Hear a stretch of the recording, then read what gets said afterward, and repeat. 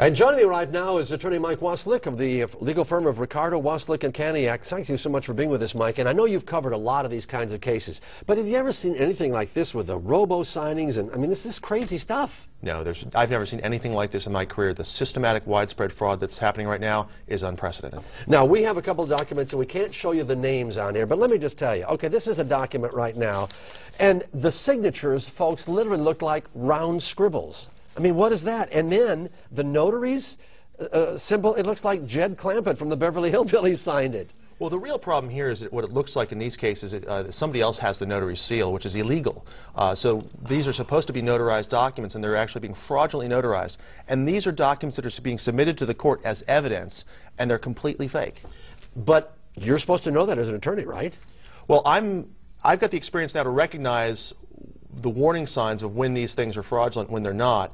So when something comes across my desk, I'm more likely to be able to catch it.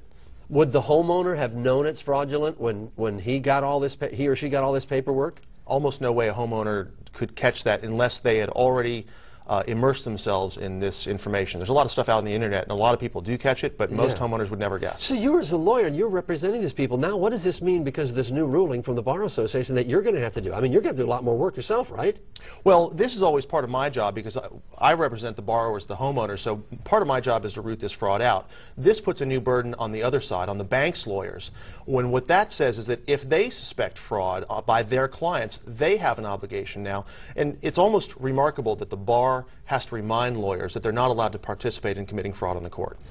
Okay, and then you have another situation where you had a bank basically saying, oops, we're sorry. Does that happen very often? Well, in that particular case, this is a law firm that had submitted affidavits in thousands of cases across the entire state, and what they did is, back when it first broke the news that these affidavits were false, they withdrew them by the thousands. And I know I and other attorneys got multiple withdrawals of affidavits that they said, oh, now we admit that those things weren't real. Now, this is more of an opinion question. Were lawyers participating in doing this knowing they were breaking the law, and the banks knowing they were breaking the law, or were they just doing it because they wanted to get the loans through the system faster?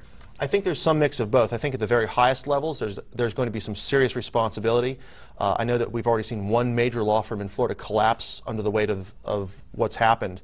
And I think that the lower level lawyers, some of the folks who are signing these things are brand new out of law school and they don't know any better. And I actually have a great concern for the justice system when those lawyers who have been improperly taught right out of law school move on to other fields after the foreclosure crisis is over. So finally, what are banks doing to try to correct this situation besides what lawyers are trying to do? Well, what they're doing is, I think they're digging the hole deeper. What they're doing is they're now submitting new documents and in my opinion, the opinion of other attorneys who do this type of work, we think they're trying to be more clever about the way they conceal what's wrong. And backlogging the system. What's it take, 6 to 8 months, 9 months to get through a foreclosure now? Oh, much longer than that. Oh, really? In the Bay Area, I've seen cases that are years into it. I've got cases that are 2, 3 years old, easy. Okay, will this clean up the problem, do you think? Well, I think that it'll take a lot of time to dig through the mess. And so we now have an obligation. It'll clean up the wrongdoing, I think, but it'll take a lot of time and a lot of work to undo the wrong that's already been done. Yeah, what a mess. Mike Waslik, thank you so much, and good luck for all this extra work you're going to have to do out there. Appreciate it. All right. Thank you very much. Now, the Florida Bar's ethics attorneys are already chiming in on the issue. At least one says attorneys have to report fraud, but they shouldn't do it in a public hearing without the client's permission. They recommend the bank's attorneys ask for a private hearing with the judge. But other lawyers say this is a very public issue and needs to be handled that way. There's still no final decision on how those cases will be handled. That's our In-Depth for this Thursday. Each day we take a close-up look at important issues of the day that are affecting all of us.